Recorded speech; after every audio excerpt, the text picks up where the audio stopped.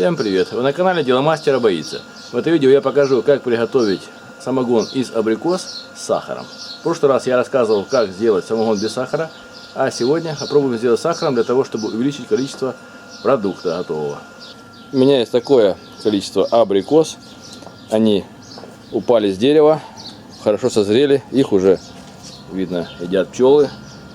Значит, в них сахара хватает. Теперь необходимо сделать с них самогон. Для начала необходимо удалить из них косточки, потому что косточки дают горечь продукту, и при длительном брожении самогон будет не очень вкусный. Косточки в этой абрикосе отделяются легко, без проблем. Но есть сорта, где это проблематично, поэтому можете там их не удалять.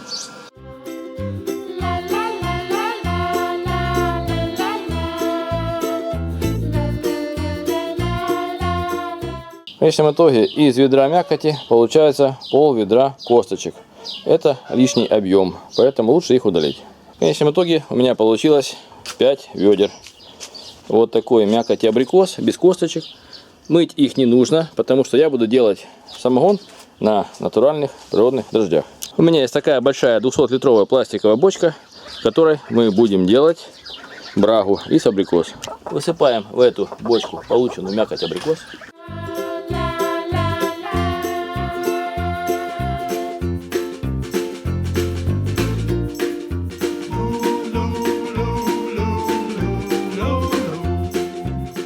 И с помощью дрели и венчика для приготовления строительных смесей делаем однообразную кашицу из абрикоса. Это как будет пюре.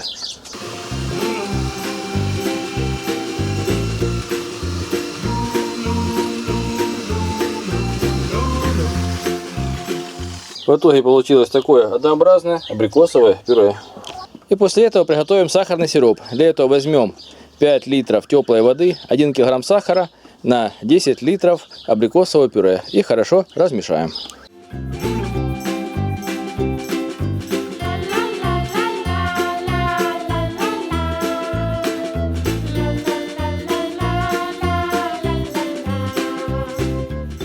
И выливаем полученный сироп в пюре из абрикоса. Вот я добавил в такой же пропорции абрикосовое пюре с сиропом и хорошо все перемешиваем. Наливать необходимо не до самого верха емкости, а примерно на 1/4 ниже, потому что будет пена, она будет подниматься и будет выливаться брага. Теперь все хорошо перемешиваем с помощью чистой палочки.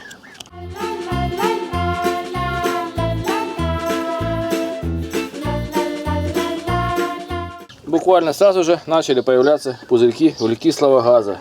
Это говорит о том, что дикие дрожжи начали работать и перерабатывать сахар в спирт.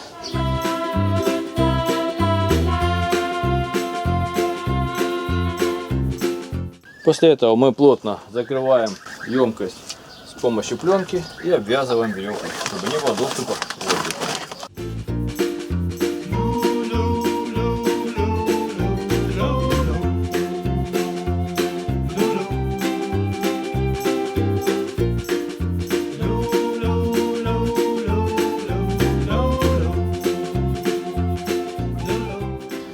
Вот все плотно завязано. И поставим его на брожение примерно на 3 недели, потому что брожение на диких дрожжах. Если вы будете ограниченного времени, то можете добавить сюда спиртовые дрожжи или сухие. Из расчета 100 грамм на 1 ведро. Через сутки брожения откроем пленку и посмотрим, как идет дело. Как видите, брожение уже не такое интенсивное. Здесь была пена. Все. Сейчас она немножко просела. Я буду мешать 1 раз в день шапку для того, чтобы она не скисала. Мешаем до самого дна. Потому что в шапке часто образуется уксусное брожение. Нам это не нужно.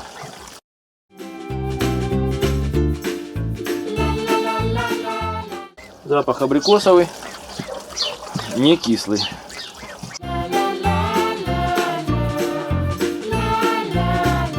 Вот шапка перемешана, и можно накрывать пленку дальше, чтобы не было доступа к кислороду воздуха.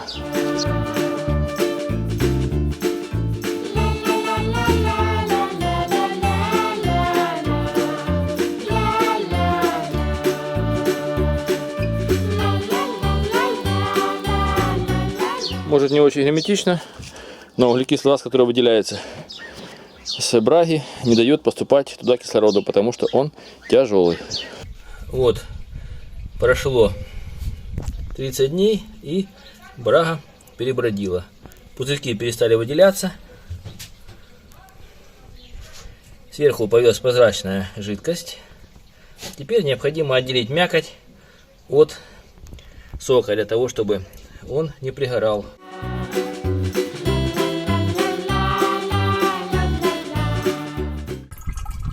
Вот вытекают остатки чистой браги.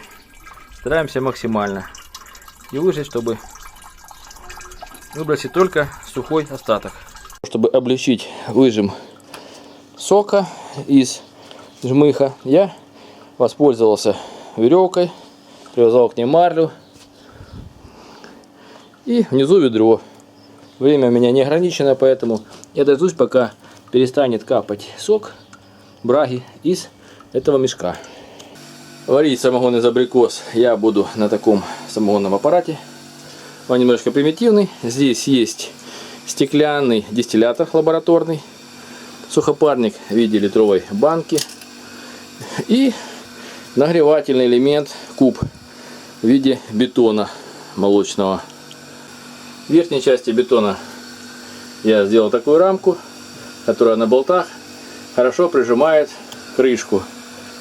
И не нужно подмазывать тестом и прочими герметиками ее. Очень удобно. Подождем, пока начнет капать первак. Вот пошел первый самогон.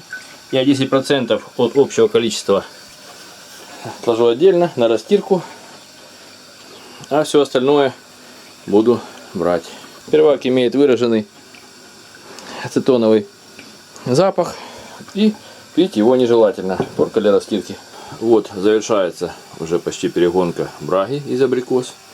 При первой перегонке я ничего не отбираю, ни головы, ни хвосты, а все собираю в отдельную емкость до выхода 30 градусов самогона. Сейчас проверим, какая средняя концентрация получилась самогона.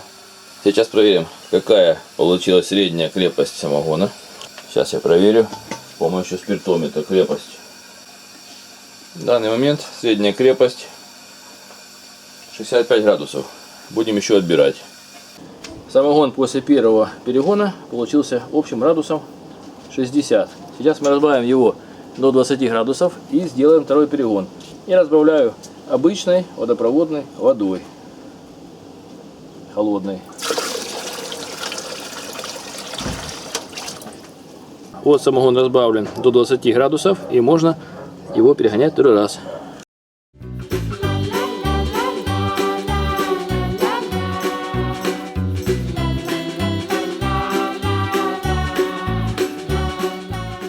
Вот прошел процесс перегонки.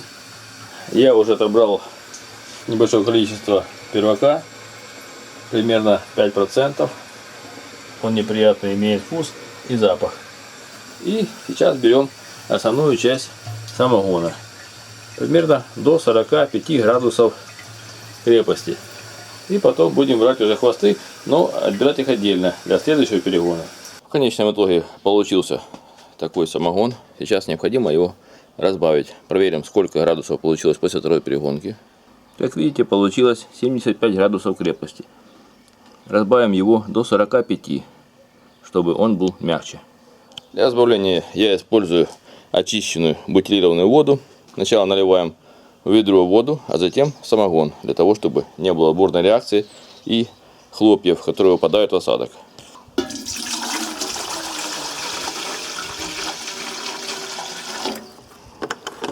Я лью на глаз, затем будет легче его откорректировать от градуса.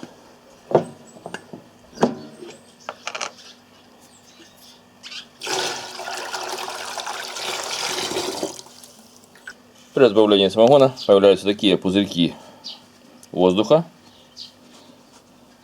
И сейчас они выйдут, он станет прозрачный. Затем проверим градус. Вот видно, что крепость самогона стала 45 градусов. Это то, что нам нужно. Фильтровать самогон мы не будем, чтобы оставить приятный абрикосовый запах и привкус.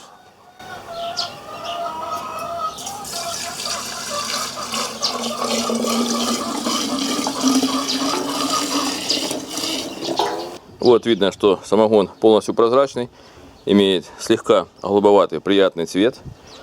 И абрикосовый самогон вполне пригодный для питья. Вы были на канале Дело мастера боится, смотрели видео о том, как приготовить абрикосовый самогон. Пишите свои замечания, комментарии, ставьте лайки, подписывайтесь на наш канал. Будьте с нами. Всем пока.